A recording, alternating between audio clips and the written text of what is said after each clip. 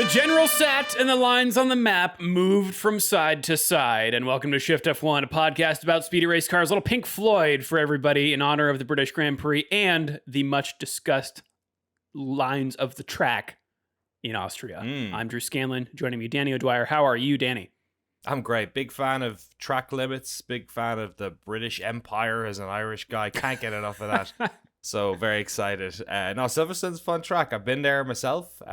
It's a good time to camp out, I've heard as well. And it's good for racing. So we're in for a treat. Also joining us, Rob Zachney. How are you, Rob? Oh, just enjoying podcasting on this glorious 4th of July. Love to honor America by celebrating America's sport, Formula One. That's right. Technically. I am representing NASCAR with my shirt that I got at the race that Danny and I attended, as well as my Williams Martini Racing hat and my Butt Grow Purr coffee mug. Well, as we learned from this month's movie, NASCAR basically is America. It's true. And America never did nothing to nobody. Right. Oh my gosh, that's such a good line.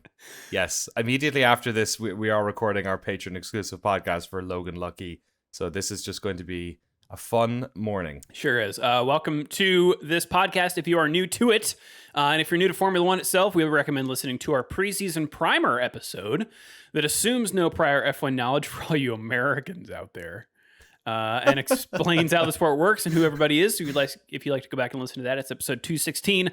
Also, this show is supported entirely by our audience over at patreon.com/shiftf1, where every month, as Denny mentioned, we release bonus podcasts and videos exclusively for our patrons that cover racing documentaries and films, F1 video games, experiments with other racing series, and a lot of weird things. So if you would like to support the show and get access to all that fun stuff, head over to patreon.com/shiftf1 or click the link in the show notes. What's going on this month, Denny? Yes, Logan Lucky, as I mentioned before, is it's technically last month's Patreon podcast, but we'll be getting it up in the next 24 hours. This month, apparently, we're doing Need for Speed, which, if I'm right, does that have the Breaking Bad guy? What's his name? Yes. I forget his name. Whatever that guy's name. I wanted to say Logan Paul, but that's not right. Aaron Paul. Aaron Paul. Jesse Plemons was coming up for me, but That's because his character's name's Jesse. Oh, there we go. Yeah. Okay. I would watch a Jesse Plemons Need for Speed movie. That would be interesting. I believe Need for Speed was also filmed in San Francisco, part of it. Oh, was it? Yeah. We'll know very quickly. Oh, so it's secretly a driver movie. Yeah. Is it? Right. Yeah. We've never done Bullet. Oh. Right? No, we've not. We put Bullet on the list a long time ago. But, okay, so here's the thing. The floodgates are open because if Logan Lucky is a racing movie... Right. Then fuck it. Bullet is too, even though that is 95% a police procedural with a wicked car chase. With one I car think we're chase. In. We'll just have the Italian job will be next. Yeah, and, that's on the list. Yeah. Oh, I gotta make sure Ronan's on the list. Sorry. Please continue, Danny. Yes, so we're going to do that. And the reason why we're doing Need for Speed is that the Gran Turismo movie is coming out the month later, and Rob wants us to be suitably prepared to review bad video game movies. I think we're loading the chamber on that.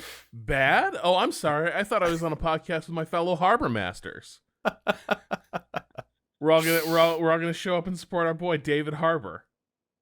That's fair. Turning up and supporting us though is all of our incredible title sponsors. Aaron Kolitz, welcome to the crew. Siphon Training, Turf SCS, Alex Medina, Kikaha of the Art at Team Blackjack, Michael Maves, Gordy's Army, Talking Autos, Olivia Evans, IronStation.dev, TelemetryDeck.com, FTC, Drew Stewart, Bailey Foot, Abdullah Al-Thani. Stunt Derby demo is available now.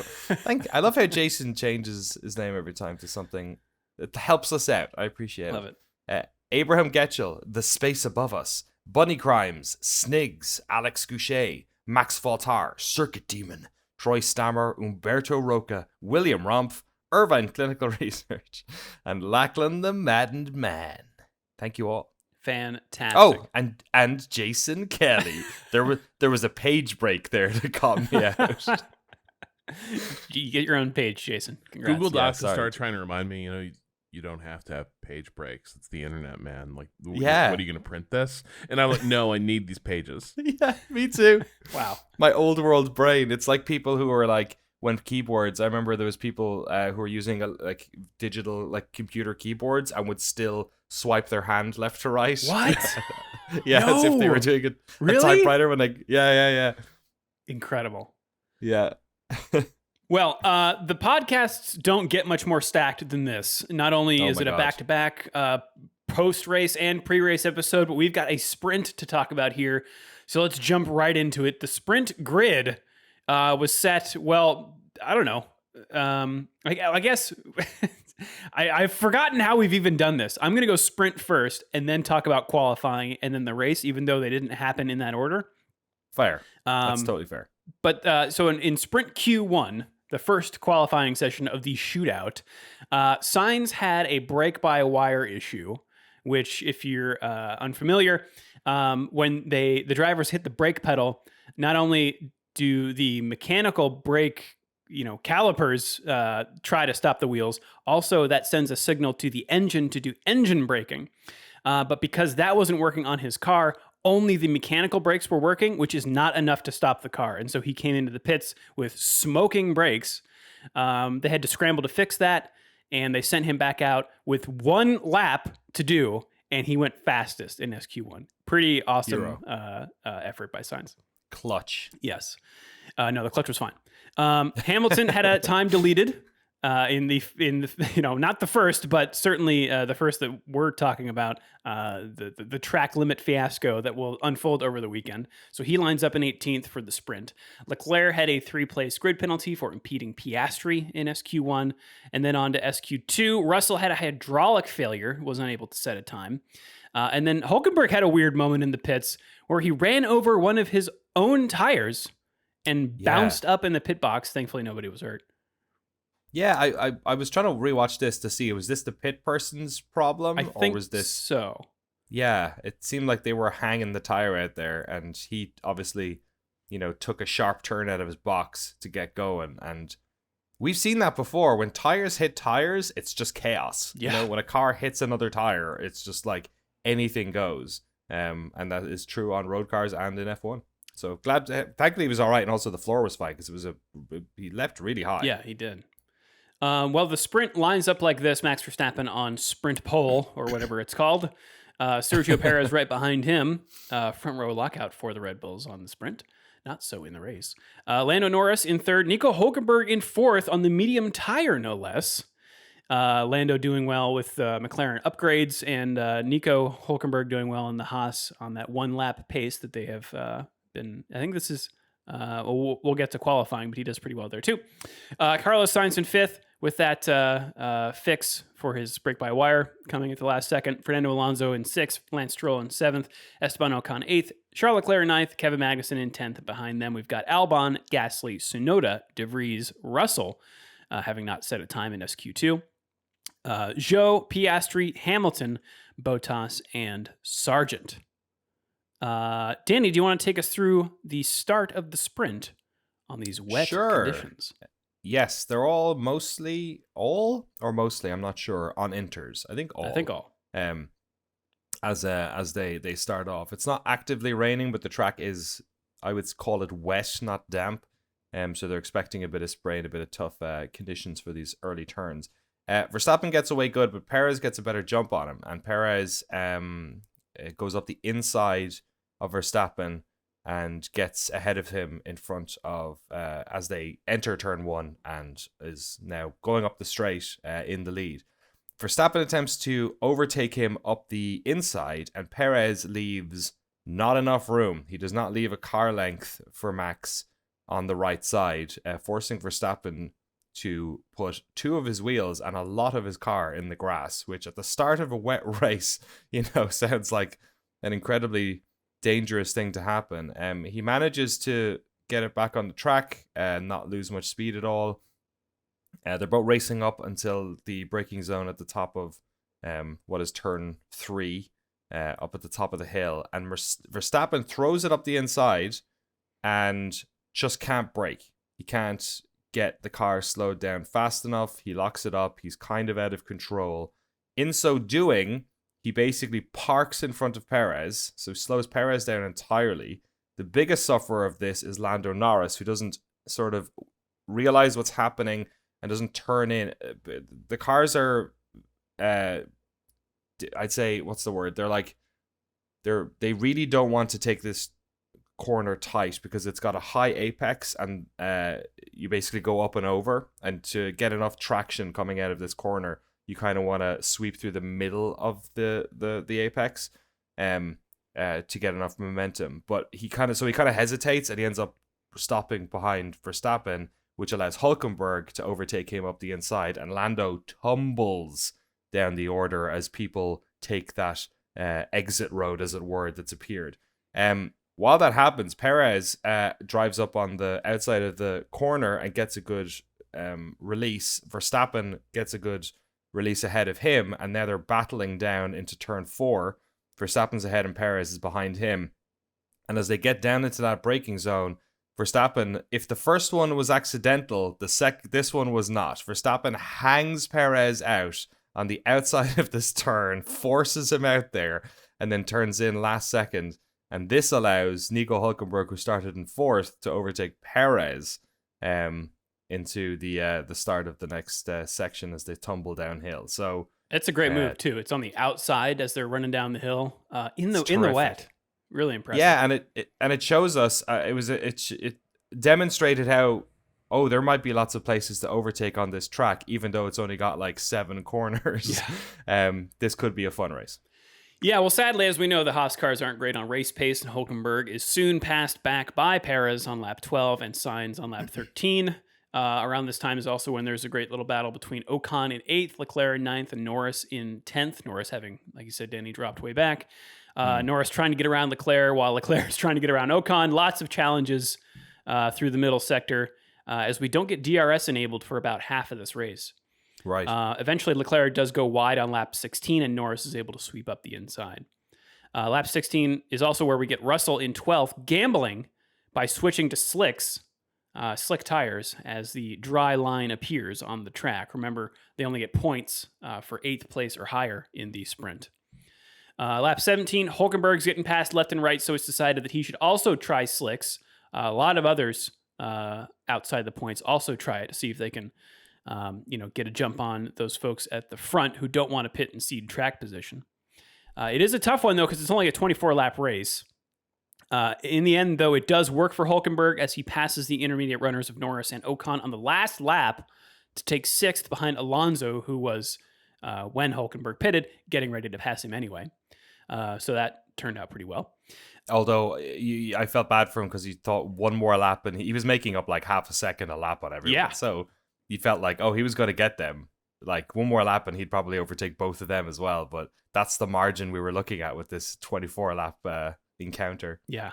Russell, the first to go on to slicks from 12th, did end up passing Norris on the last lap for the final points-paying position in 8th. So the result of the sprint looks like this. Max Verstappen wins by 21 seconds in a 24-lap race from his teammate Sergio Perez. Carlos Sainz in 3rd, Lance Stroll 4th, was challenged by his teammate Fernando Alonso on that last lap, but kept 4th place.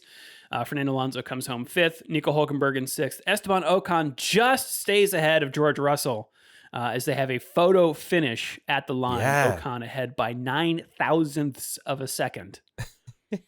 George Russell in 8th, Lando Norris 9th, Lewis Hamilton 10th, and behind them we've got Piastri, Leclerc, Albon, Magnussen, Gasly, Tsunoda, De Vries, Sargent, Zhou, and Bottas. Yeah, I think if anyone's listening who didn't watch the sprint race for whatever reason, I don't know if people do this, if there's like a cohort of F1 fans who can really only spare the race, right? And they sort of sure there is. Yeah, I would highly recommend you go back and watch. This sprint race was fantastic from start to finish.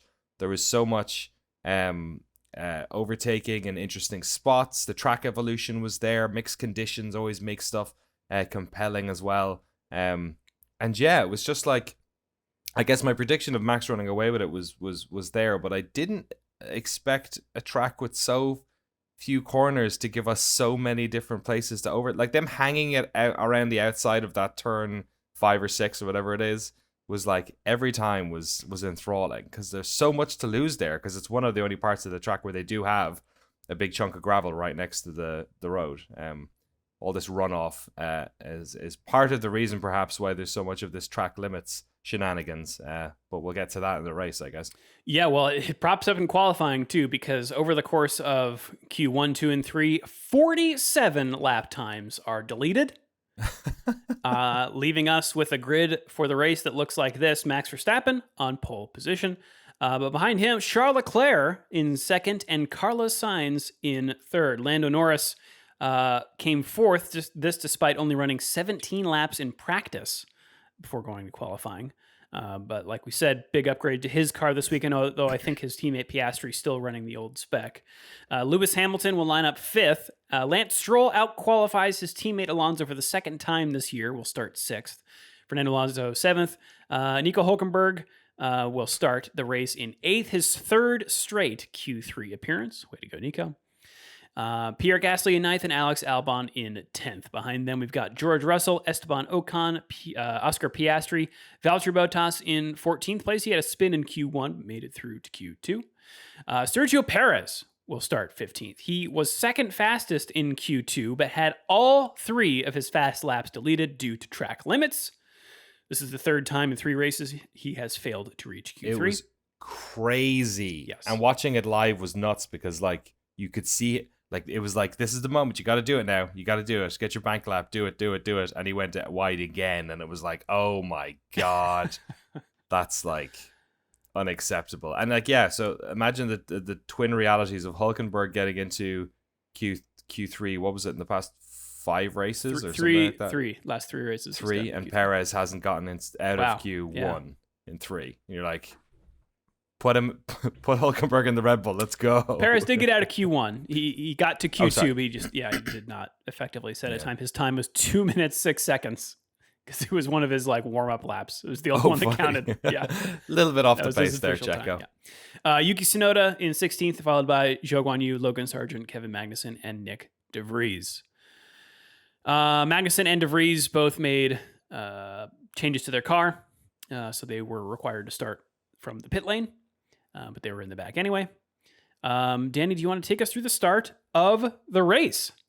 Sure. Not much action at the front. Great battles throughout turns 1, 3, and 4 between Verstappen and Leclerc. But Verstappen on each one, despite Leclerc's very interesting attempts to try and get in the inside and outside of Verstappen. Verstappen always sort of dominating the line and doing a great job of defending. There was a little bit of contact at the back. I believe it was Nick De Vries had his front of his his left side of his front wing gobbled up on turn 1. Was it him or Tsunoda?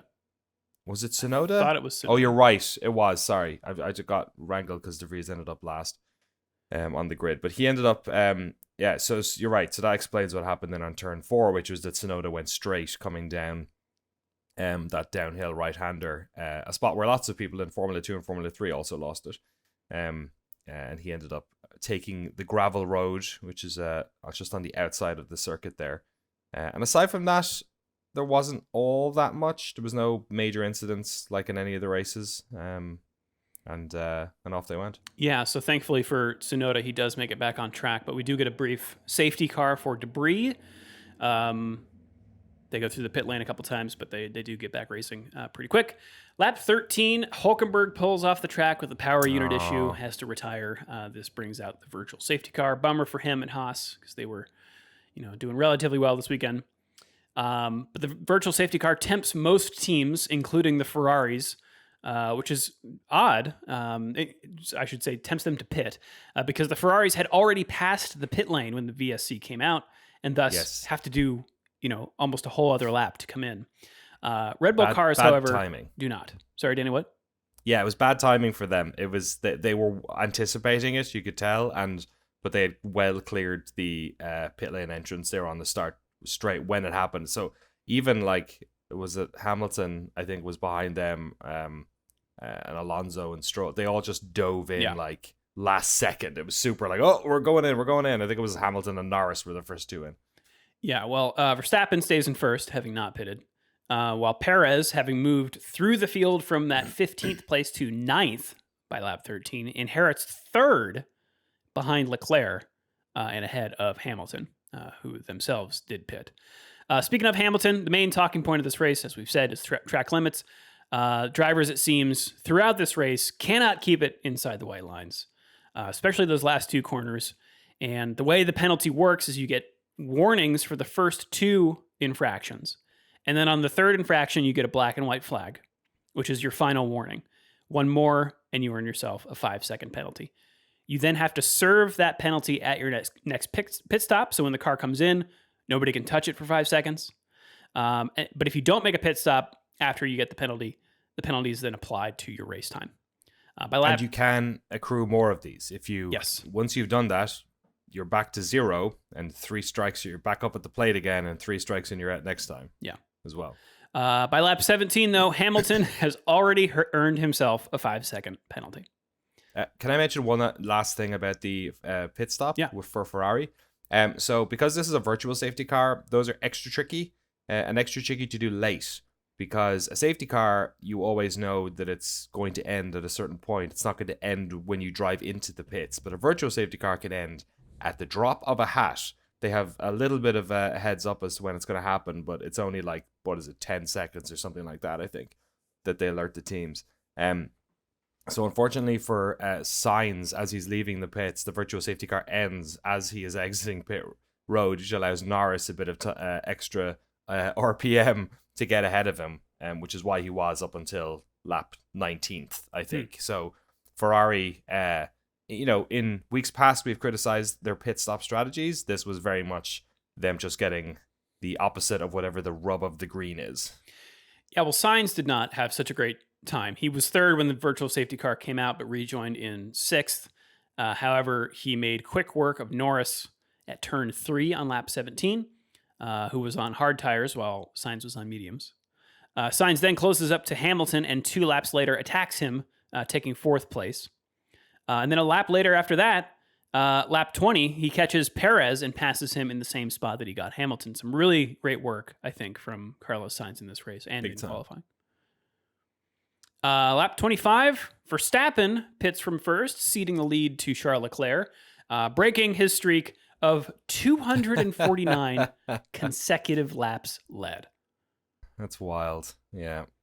Verstappen comes out in 3rd, actually behind Sainz, but a lap later gets by him with a real crafty move. Just before turn 3 is the DRS detection line, and Verstappen knows that if he passes Sainz before this line on his way into the turn, then Sainz will get DRS on the next straight. So Verstappen hangs back, lets Sainz lead into the corner, and then Verstappen cuts back at the turn exit and deploys his DRS on the straight, shooting by Sainz, who has a trick no recourse. A trick that his teammate should make note of. Yes. As we learn later in the race. Yeah, I wonder, I kind of like the trick here. It works good. We have seen them move DRS detection points for this in Jeddah. Do you remember? There was the Hamilton Verstappen, no, you go first of the final corner there. Yeah. But there was something fun about this because the risk reward element was there here because you could get the overtake done into that turn if you wanted. Or you could attempt to do it this way. So it was quite fun watching them game that system. I thought it was cool. Yeah. Lap 28, Hamilton struggling with his car, complaining of it being slow. Norris takes advantage by passing him with DRS to take 4th place. Hamilton, also does not like hitting penalties. Toto Wolff had to come on the radio and say, hey man, we know the car is slow. Please just drive it. He was doing. It's funny. I always wondered, is this Hamilton? Is Hamilton complain more and when he gets a penalty, he's pointing at everyone else, or is everyone doing it and they're just broadcasting Hamilton? Norris was doing it to Hamilton. That's true. Initially, yeah. I think everyone is doing that because who was it that they were hey, we need to know every time someone was it Norris? Let us know every time. It was Norris early in the race. Right. Every time it was Hamilton. It was very much make sure the headmaster knows every time he goes. Yes. Which is ironic because of course Norris would also get in hot water for this. It was that brief moment where these other guys are having trouble with the track limits. This is how we'll get them. And in the end, everyone is in the same jackpot. But I do kind of feel it is an element of the minute these dudes are called out for this, and it's you're being called on the carpet for track limits. they're all a little bit highly strung. I think Hamilton particularly when he doesn't like the car. And so you do just get this, well, what's going on? Like, you're calling me on track limits? What with these guys? Oh, track limits there, track limits there, track limits everywhere. That was half the drivers on the grid this race. The moment they were called for their own track limits violations, and like there was just that profound sense of injustice. You kicked me at? Yeah. Well, up in third place, another 5 seconds track limits penalty is handed to Carlos Sainz. By lap 35, Verstappen has closed up to Leclerc in first, and this time not only lets Leclerc get to the DRS line first, but also passes him at turn 3, meaning that he is ahead of Leclerc and gets DRS on the following straight. That's a twofer. Yeah. That's pro strats right there. Yes. Also this time, we see De Vries handed a 5-second penalty for pushing Magnussen off into the gravel. Yeah, that was not great. De Vries not having a wonderful weekend here on a weekend that he really needs to have a wonderful weekend. This is Red Bull's home turf, man. This is one of those things where it's like, is it your fault if a guy's chosen a line where it's going to be real hard to stay on the track? Like I've seen way more aggressive stuff. This didn't look like I am running this guy out onto the turf. It looked to me like Magnussen was a place where it's just going to be tough to bring the car around the outside through there. And so do you not still have to leave the cars with if they're side by side on the apex? I mean, I guess there's clarity, but it just goes to that thing of there are some places where like leaving a car's width requires you to kill your car's momentum and destroy your move through the corner so that someone who's out of position can like get themselves out of the jam they put themselves in. Yeah, this is one I would love to see Jolyon Palmer tackle because it does. I hear what Rob is saying on this one. It is, maybe 6 of one, half dozen of the other. Well, lap 42, Perez gets by Alonso into turn 3 for 5th place, continuing his comeback tour. Lap 46, Sainz pits, serves his penalty. Oh, isn't this where we start seeing the slicks coming out like in heavy rotation? Or this is... So 42, I've just got the note here. This is where we start seeing like a lot of these last minute tire changes for... So I was thinking about the sprint race for a second there when it was the whole debate about slicks. But yeah, like 42 is like a new pit stop cycle starting. I just have the other note that just before that, Leclerc got a radio message from the Ferrari pit wall. Hey, what do you think about 3 stops? That's right. And he was like, no. No, not at all. Yeah. Yeah. Because I think everybody pitted so early, or most people did, with that virtual safety car that they now have to, this is the second time they have to pit. But yeah, Sainz does pit, serves his penalty, comes out in 5th behind Norris, and a lap later closes up with DRS and attacks around the outside. Another great move from Sainz. They go side by side for a while, but Sainz eventually does seal 4th place. Perez also still on the move. On lap 56, he gets by Norris for 4th place. But 3 laps later, he meets Sainz, who is a tougher nut to crack. Perez, like we said, does not quite have the hang of the DRS line trick that Verstappen was doing, so while he passes Sainz keeps getting DRS and taking the place back. Probably the most entertaining battle of the race for me. Sainz getting squirrely, but keeping it under control, hanging on to the place for a few more laps until Perez does get DRS and gets by him for the final podium position. Yeah, the battle he had with Lando and the battle he had with Perez after that turn 4 section were terrific. Especially, I think, for people who remember, Hamilton taking out who was it? It was why can I not remember any driver's name this early in the morning? Are you talking about Albon? Albon, when he was at Red Bull. Mm-hmm. Remember, he took him out on that turn, on that corner. So yeah, it's always fun to see them tackle that little part of the track. It's probably one of the parts that they have the best view as well, because it's like downhill, but it's curving up at the bottom. So I wonder if that helps them take those tighter lines. But it was it was super cool. Well, after the race, so 12 track limits penalties were earned over the course of the race. 8 of those were applied after the race concluded.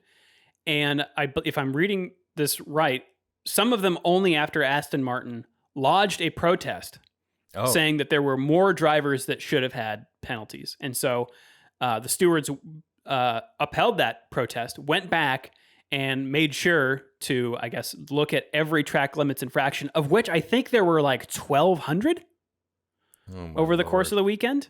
And it turns out that, yes, there were more drivers who deserved time penalties. So after all of that, the way that the race result shook out was Max Verstappen, still won the race by quite a margin. Actually, 5 seconds. He could have had like 50 penalties. Sergio Perez came in third, coming up from 15th place, despite also being sick the whole weekend. Oh, right. Lando Norris in fourth, Fernando Alonso in fifth, and Carlos Sainz in sixth. He is one of those who lost a couple places due to a penalty. He actually finished fourth, but dropped down to sixth with his time penalties. Behind him, George Russell 7th, Lewis Hamilton in 8th. Again, he finished 7th, but dropped down to 8th. Lance Stroll in 9th, Pierre Gasly in 10th, having been penalized from 9th place. Alex Albon in 11th. He was penalized, but keeps his 11th place. Then Zhou Guanyu, Logan Sargent, who also keeps 13th. Esteban Ocon in 14th. He dropped down from 12th. Valtteri Bottas in 15th, Oscar Piastri 16th, Nick DeVries 17th, he dropped down from 15th. Kevin Magnussen 18th, Yuki Tsunoda 19th, he dropped down from 18th. And Nico Hulkenberg with the DNF. So kind of a crazy postscript to the race. What do we feel about all of this track limit stuff? I'm going to go to Rob Zachney. So, I've come around on it. Stay in the white lines. Get their asses. Here's the thing. We have increasingly, and this ties into the sadder story we're going to get to, but let's talk about the white lines first and how we construct tracks. There are a lot of things that are done to control the speed the cars are able to attain through sections of a track. There's a lot of things about trying to constrain the cars to be in certain positions and sort of reach different sections of the track with a certain amount of run it flat out. There's a lot of things that go into circuit design, but the thing you're not allowed to do, or they've gotten away from doing, is introducing things that could cause themselves could pose a hazard, right, for exceeding those limits. We've gotten away from different types of track surface, things that go up to the edge of the track surface, because those can cause drivers to lose control and generate incidents. So you see less grass verging on tracks. You see a lot less of the gravel traps that we used to see. Now, some of this is because, and this is specific to Austria, MotoGP has very different safety requirements. Danny can probably talk about that. When you got a multi-purpose track, you're going to have different sort of safety paradigms you need to observe. But ultimately, the approach that a lot of modern track design has gone to is wide areas of asphalt runoff, so that if a driver, makes a mistake, there's plenty of space for them to regain control of the car, course correct, and safely rejoin. That's all to the good. But the flip side of that is, if there is no material penalty where your car is going to get possibly spun around by touching the grass or buried in the gravel, you're going to see drivers push those limits, because effectively there's no penalty for getting a little bit wrong, except that you exceed the track limits, and who really cares about a little white line. And this did kind of feel like the everybody, we're going to Naruto run Area 51 approach to track limits, where, they can't, the cops can't get us all. Well, it turns out they kind of can. The thing is, if you have it happening this consistently, it does look silly. It absolutely looks silly. It looks like the refs are being real sticklers. No one wants to see race results adjusted after the fact or decided in the steward's room. But they were pretty clear and consistent for the entire weekend. the white lines are inviolable. We are going to be absolute pricks about them. And voila, they were in the race too. And to an extent, like if we're going to have, this approach to having the course limits be sort of more theoretical bounds marked by a white line rather than like hard guardrails or slippery grass or serrated curbs or gravel traps, then you kind of have to do the thing where everyone has to imagine that white line is lava, right? That's kind of what we have to do. And so after a point, I'm kind of like, y'all just need to deal with it. Joe and Russell did. Two drivers didn't run afoul of any of this. They managed to have a clean race. It can be done. Science solved it. I guess the last thing I would say, the thing I do have a lot of sympathy for is the drivers can't see very well out of these cars. And I do kind of wonder if the next frontier for F1 technology is going to be like AR displays so that you can see like in a driver heads up display some sense of where the wheels of your car are relative to the track surface. That's the only thing I can think of, because I don't think they're crap at this. I just think they have no automotive proprioception in this model car. I think you could do it with audio too.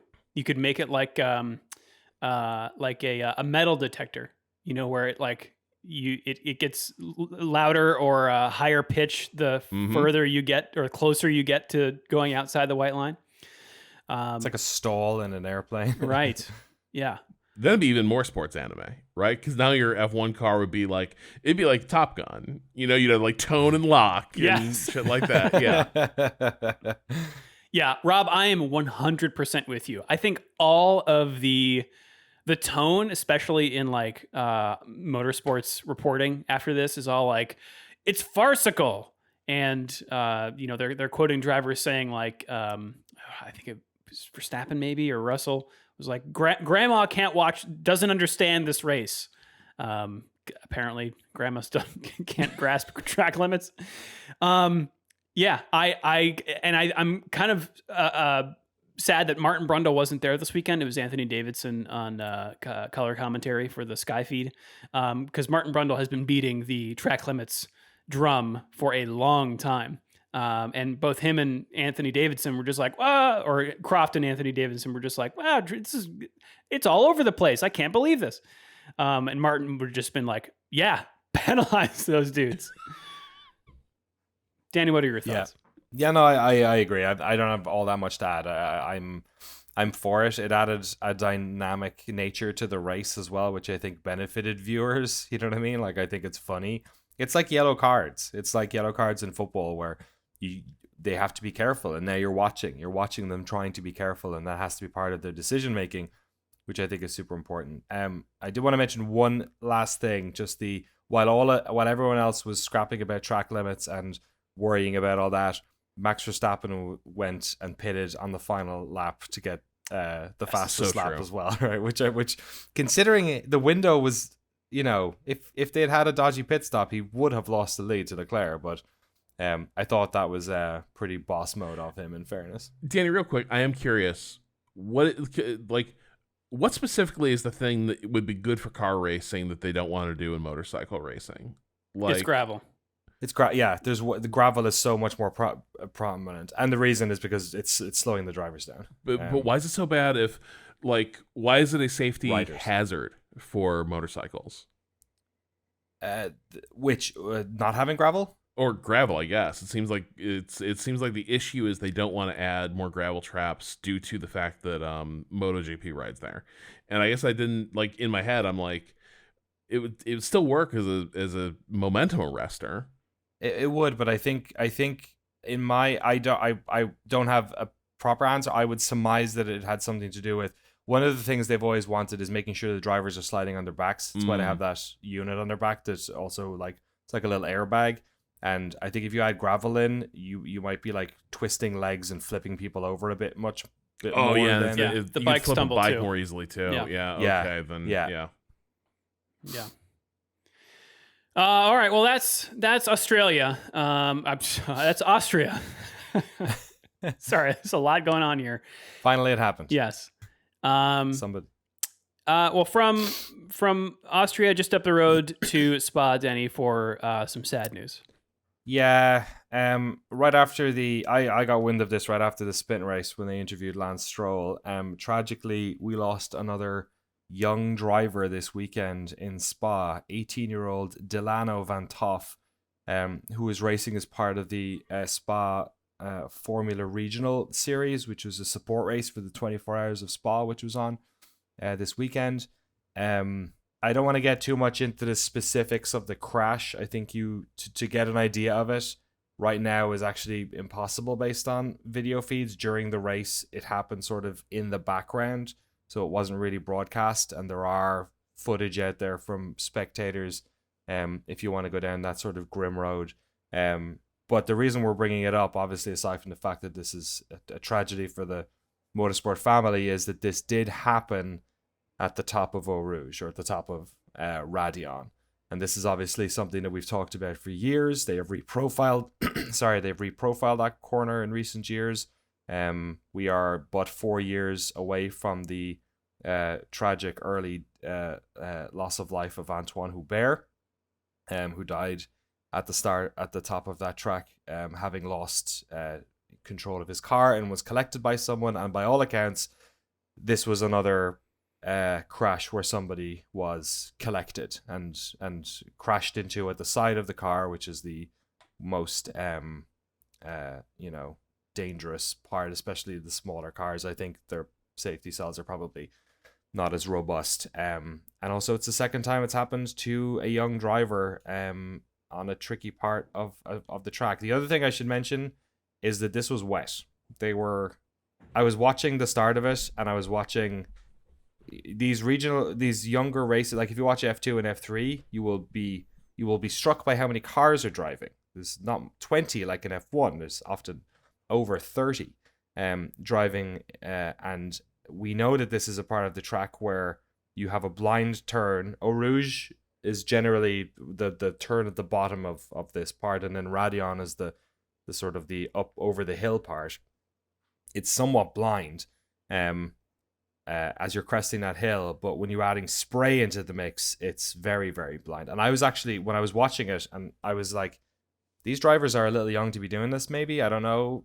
It seems like an accident waiting to happen, which is easy to say in hindsight, but obviously it was in this case. And a child, an 18-year-old, a young man has lost his life, and it's becoming a little bit too common, this story.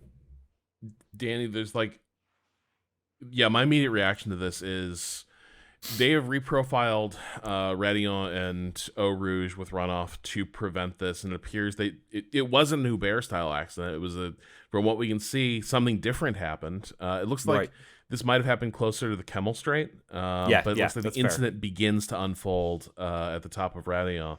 But if I'm looking at these two things, one thing they have in common is location. The other thing is these two fatalities are junior formulae in the rain.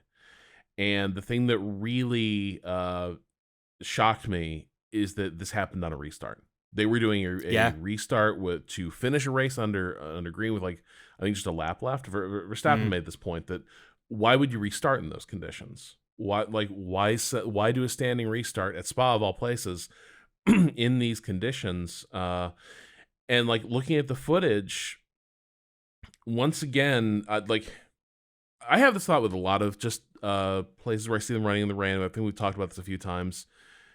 Maybe this is a climate change thing with the way rainfall patterns have shifted, but full wets is just that it creates this fog bank that it used to be really unusual conditions in F1 where the track would appear to almost disappear behind a wall of smoke. And now that's basically every time the full wets come out, that seems to be what a racetrack looks like.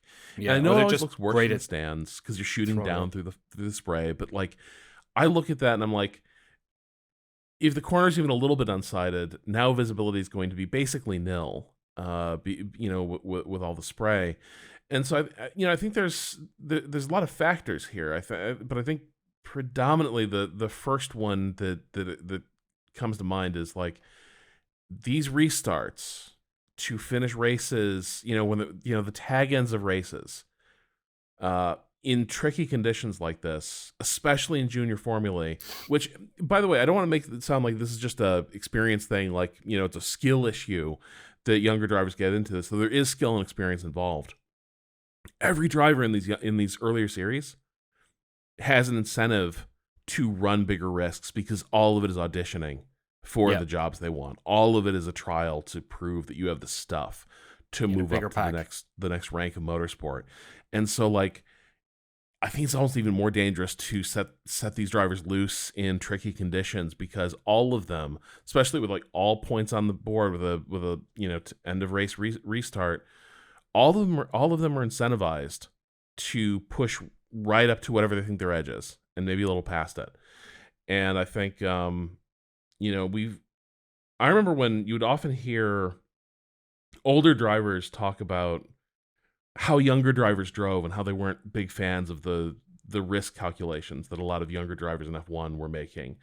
And I think a lot of people like tend to treat those guys like dinosaurs, right? Like, shut up, Jackie Stewart. Well, there's a lot of reasons to tell Jackie Stewart to shut up, but there was a lot of like, these older F1 drivers, this older generation sound like absolute like cavemen. Talking about like there were good things about the danger of the sport, or complaining about this younger generation. But I do think there is something to this, which is that, in the old days, because the sport was known to be so dangerous, and so many of these guys were scared to be out there driving, a lot of them tended to make pretty conservative risk calculations about like how hard to push, like how you treated certain corners. And as things got safer, things got flipped around, where the incentive now was to show how hard could you push, even if it seemed like you might be entering danger. You probably weren't. So keep that foot on the floor. And I think there's a bit of that as well. I think it's going to be at its worst in junior formula. And I think, when you do a restart like this, you're pouring gasoline on it. Sorry, I was muted there for a second. Similar language was used by Lance Stroll, who said that F1 is playing with fire by returning to Spa for this month's Belgian Grand Prix without modifying the Eau Rouge and Raidillon complex. This from Autosport. Also worth pointing out that Verstappen was asked about this as well. He says, for sure, it's quite a dangerous corner, but also we're going to Jeddah in Sector 1, and that for me is probably more dangerous even. I'm happy that nothing has happened yet in that sector, because you're going through turns 6, 7, and 8. And if you have a shunt there, that can be the same. It's all blind, and you don't know what's coming. I remember at the beginning of the year there, I got upset with my engineer because I impeded Lando Norris, and I know how that feels. It's super dangerous when these things happen. I think, Rob, I'm with you that we need to sort of take these sorts of things into account, but I think also we should listen to the drivers. Like, they are the ones who probably have the best idea of their own safety, especially when it comes to things like this. And I say that because, not that they're like, track design experts, but because not only are they the ones actually doing it, but when you hear someone like Max Verstappen, the guy races in his off time. Like, he is Mr. Racing. And he is saying, now, I think these turns are a little too hardcore. Like, I think... But that's not what he's saying in that quote. Like, that's not what Max is saying. The interesting thing Max is saying there, Stroll is saying, like, Eau Rouge and Raidillon need to go. What's interesting is, like, Max is out there being like, I don't know if we can fully blame Spa. And then he points out that Jeddah has the same factors that attain, which I think is interesting, because I think the thing that Max is drawing out with the Jeddah comparison is the really scary thing that happened here is the track. This is a portion where there's like hard limits to the track on one side, and someone gets guided back into traffic and gets hit. And there's a lot of places where that is possible. And that's kind of the scary thing, but it's probably more possible than anywhere at Jeddah, given the speeds.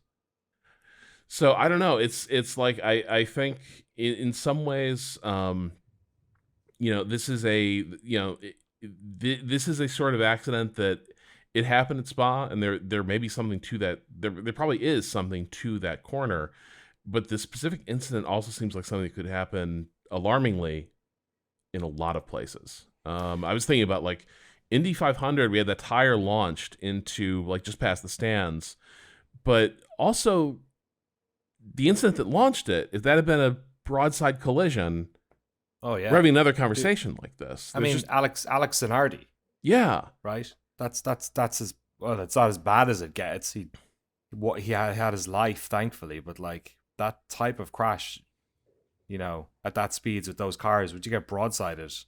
It's up to the gods at that stage. Yeah. Well, I don't know what the inflection point is to make a change here. But yeah, to kind of close the loop on what you were saying about Verstappen's quotes, Rob, further in this article, he says, of course, it gets brought up, but I feel it's a bit unfair to just blame it on the track, because I think in the first place, you have to look at why they restarted the race. I think already the changes they made in Spa, they definitely opened it up a lot more, but it will always be a dangerous corner. But we're going to a lot of tracks where there are dangerous corners, where up until probably there is an accident, you won't say anything. Yeah, and to the point of like Stroll, I think was reacting only just hearing about it, and Rob is right. Like it seems, and I don't want to get into the grisly details or anything. It seems like one of the drivers lost control of their car on Radeon, and then something happened in between the two feeds. Maybe he was rejoining, not quite sure, but somebody was out of position or forced somebody else out of the way, and that's why there was a car that got broadsided or went sideways and then got collected, basically. And yeah, I think that to me is like one of the more haunting aspects of this, is that presumably there is a race director somewhere who's having just, I can't imagine how the organizers who green flagged this race in the rain with these young drivers and this happened. This is the thing they worry about, and it occurred.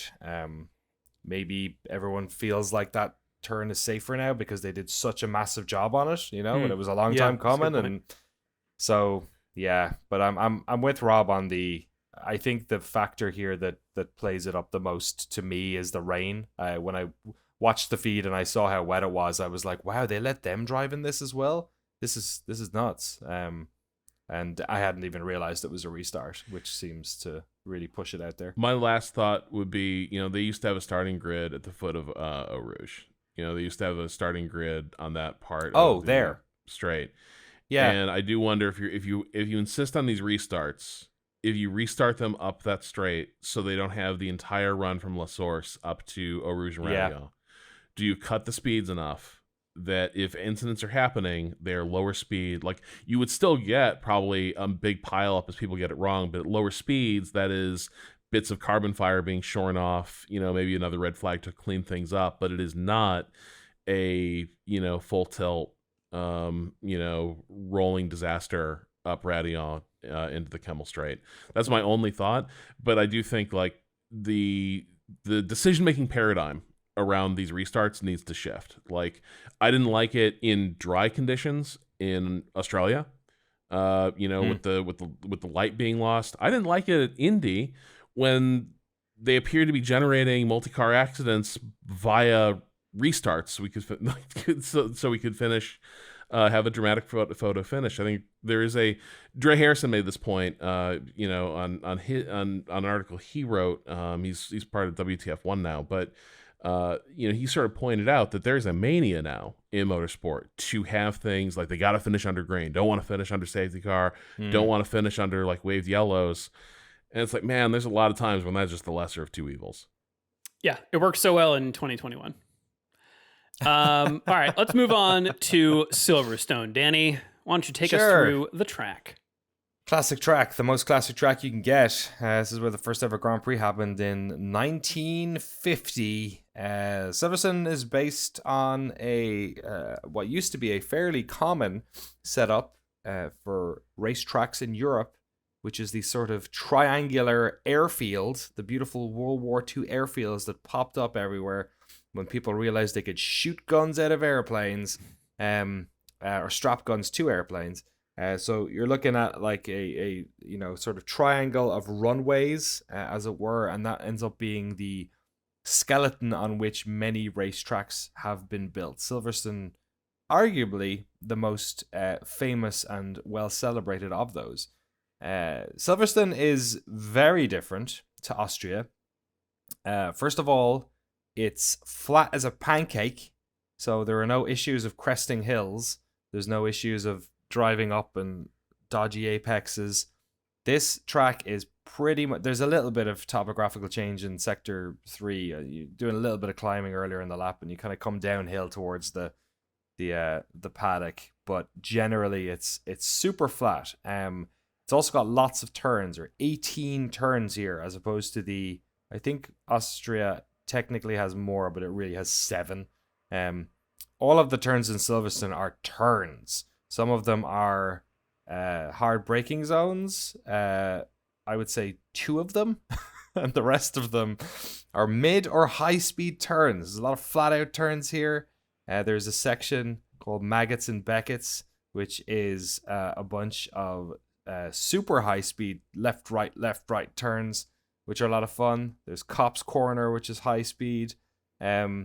And so the drivers love this. There's a quote a couple of years ago from Lewis Hamilton where he said it's the closest thing we get to feeling like jet pilots, because they are just going all out, pulling left, pulling right. Because of the length of the lap, it's not that many of them. 52 laps, 5.9 kilometers, or 3.65 miles. And you would argue, I guess, with the, Ferrari fans love looking at the mini sector, the mini sector map, where you break the 3 sectors of the lap down into like another 4 areas for each of those, and each of those is like turns and straights. And if you look at that, you see how well the Ferraris perform. They outperform the Red Bulls on all those turns. Any sort of like high speed turn, or low speed, they're doing the work.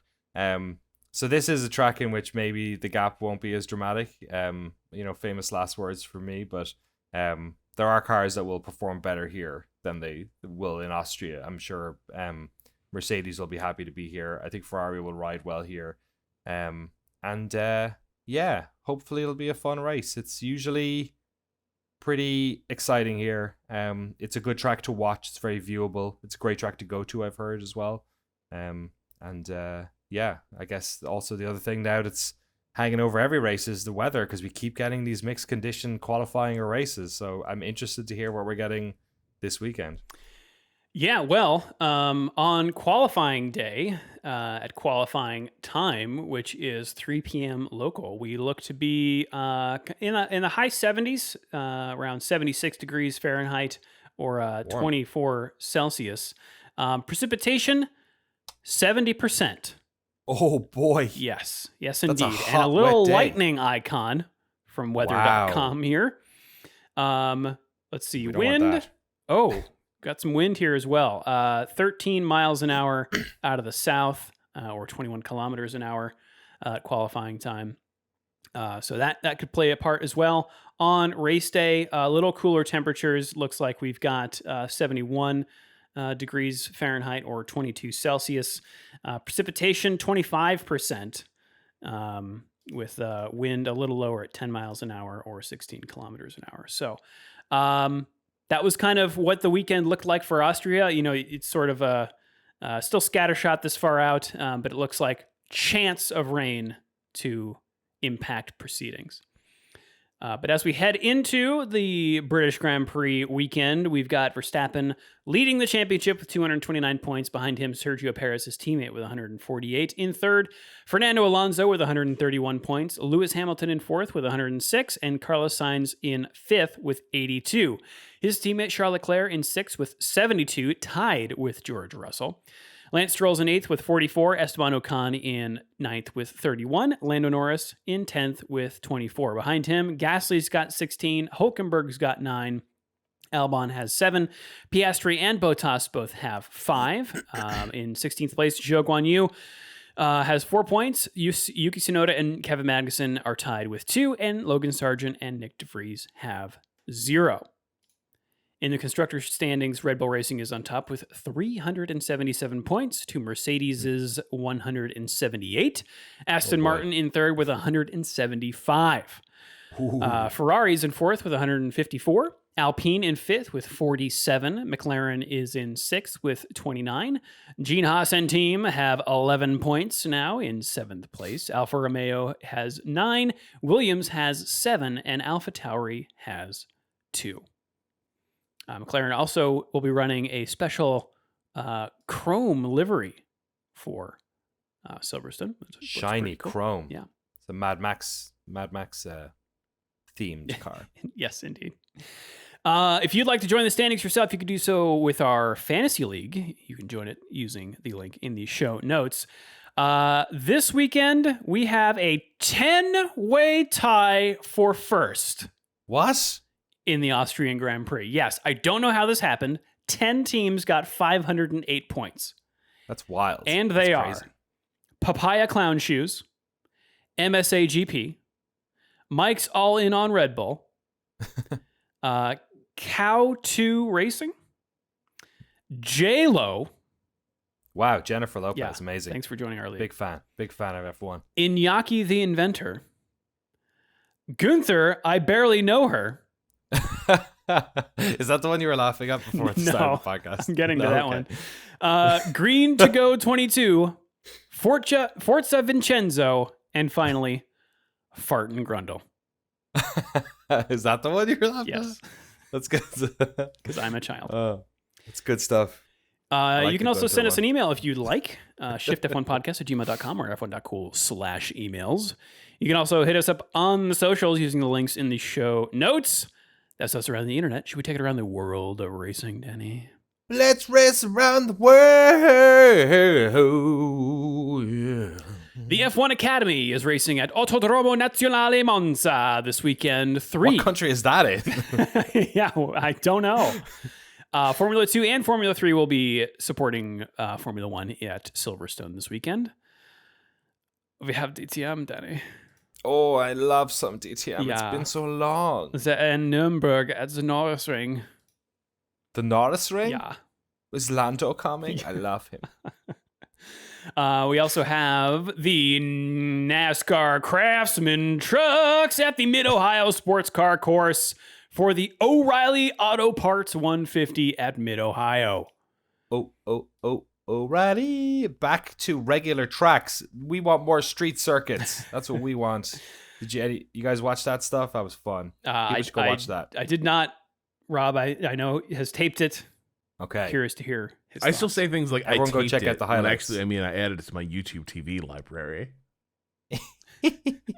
Oh, you didn't tape it? You No, I put a didn't put VCR I in didn't and- program the VCR and like be sure to like run over an extra 20 minutes so we get it. Yeah. The NASCAR Xfinity Series is at the Atlanta Motor Speedway for the Alsco Uniforms 250. The Repco Supercars are in Townsville, Australia for the NTI Townsville 500. The IMSA WeatherTech Sports Car Championship is at the Canadian Tire Motorsport Park in Bowmanville, Ontario for the Chevrolet Grand Prix. Beautiful. The World Endurance Championship is also in Autodromo Nazionale Monza in Italy for the 6 hours of Monza. And we got NASCAR Oh, my. also at the Atlanta Motor Speedway for the Quaker State 400 available at Walmart. Quaker State available. Is that the oats? It's a whole state of oats. The whole state of Quakers. Yep. You just turn up and they're super nice to you. Yep. They What help could you be out more like American? good Christians. Yes. Not sure if the race is available at Walmart or if the oatmeal Just the oats. is available at Walmart. Just those Unclear. delicious oats. I like the ones that taste like fruit. The low sugar one. They got banana. Formula One also this weekend. Maybe you've heard of it. Friday, July 7th, things kick off. Free Practice 1 is at 7:30 a.m. Eastern Time on ESPNU, followed by Free Practice 2 at 11 a.m., also ESPNU. Saturday, July 8th, free practice 3, 6:30 a.m. Eastern on ESPNU, followed by qualifying at 10 a.m. on ESPN2. And the race, everyone, Sunday, July 9th at 10 a.m. Eastern on ESPN2. The Deuce. The Deuce. Well, Danny, we're recording on July 4th, but what happened this day in Formula One on July 5th?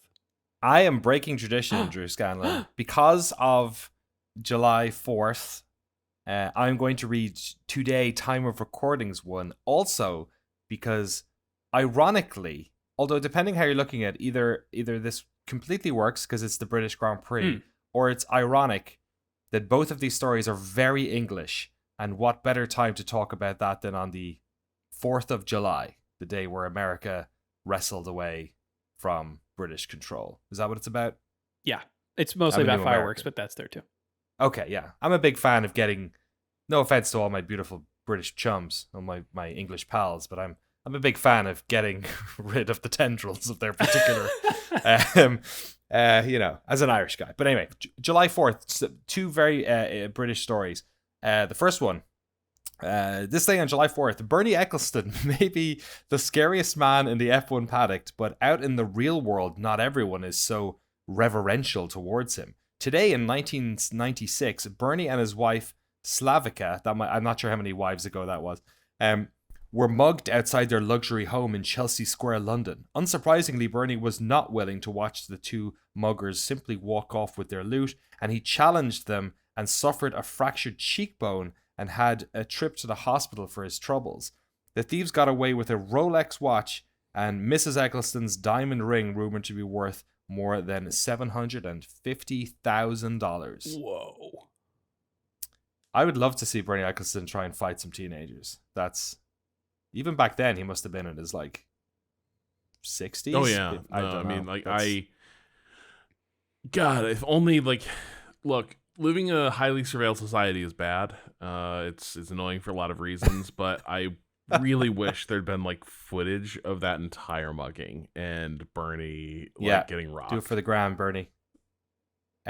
One of the biggest modern day mysteries is who is Top Gear's The Stig, and today in 2002 the tame racing driver was revealed as one-time F1 driver Perry McCarthy when he admitted to his secret identity in the book Flat Out, Flat Broke. Wow. The book also detailed his attempts to make it into F1 with no financial backing. The Top Gear bosses were not amused, however, and he was sacked from the program for letting the secret out. So, a tale of two ends of the wealth spectrum from good old Blighty. You could argue one of the July first 4th, real everyone. signs that boy, the Top Gear guys are not as cool as they appear to be. Yeah, because it was they came turns out down on maybe that they guy don't- like a bag of hammers for their little shtick. yeah, because they liked pretending that Michael Schumacher was the Stig. Yeah. Well, we did it in under an hour 10, everyone. Congratulations to us. I hope everyone had a good July 4th holiday if you celebrated. But final thoughts going into Silverstone, Danny. Spoiled for choice in July. So many European races. Austria was terrific. It was a lot of fun. The sprint race was wonderful. The feature race, or Grand Prix, I guess I should call it, was also very watchable. If people want more Austria, please go check out F2 and F3. I think that they had some fantastic races. Also, they both had a sprint and a feature, of course, as well, being those the sort of way things go in those divisions. And I'm excited for more of it at Silverstone. It just feels like there's so much racing happening at this point. During the summer, it makes sense. People are out and about and they're packing the schedule so they can fill up those seats. So it's a good time. Soak it all in now, folks, because that winter or that summer break is coming up fast too. Indeed. Final thoughts, Rob? Yeah. Sprints are good when conditions are good for racing. I think this is my bold position, is more sprints at good circuits.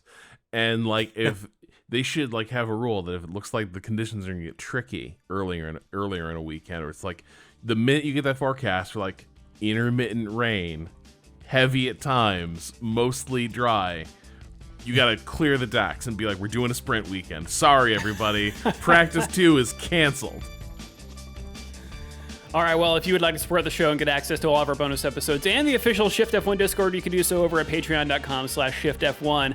Have a good race weekend, everyone. We will see you all next week. Meow.